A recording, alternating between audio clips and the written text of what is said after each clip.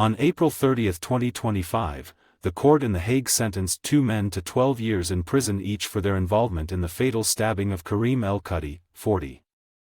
The victim was stabbed on February 26, 2023, in the stairwell of his apartment building.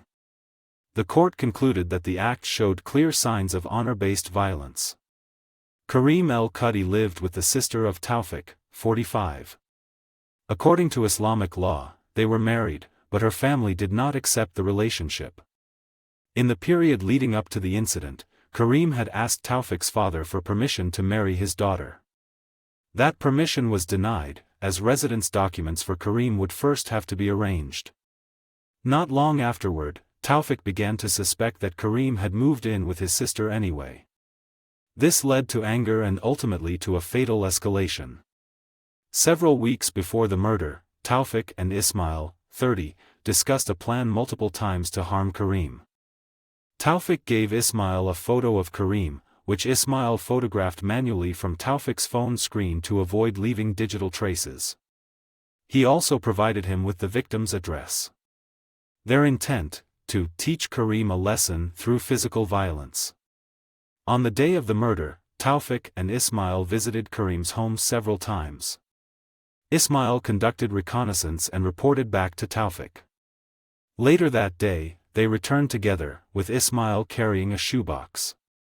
Security footage showed both men entering the stairwell of the apartment building at approximately 6:10 p.m. Neighbors then heard shouting and people running down the stairs.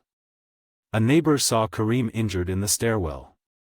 Camera footage revealed that Tawfiq left the stairwell after 1 minute and 39 seconds, followed 7 seconds later by Ismail. The neighbor reported hearing multiple people running down the stairs.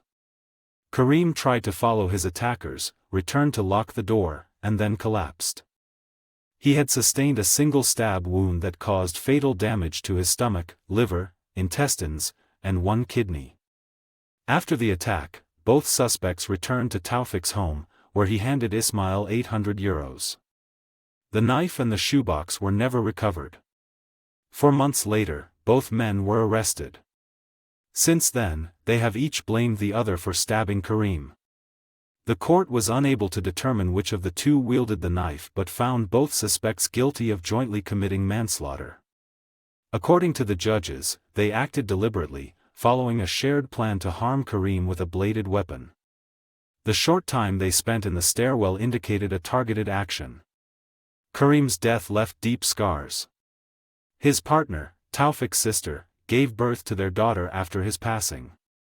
For Kareem's parents, the loss is unbearable.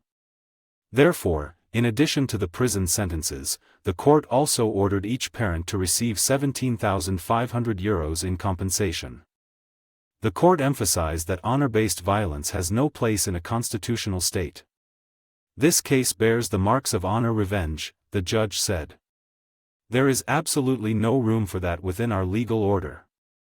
Thank you for watching this video and helping to build a large database of honor killing stories. Subscribe to our channel, Honor Killing, on YouTube.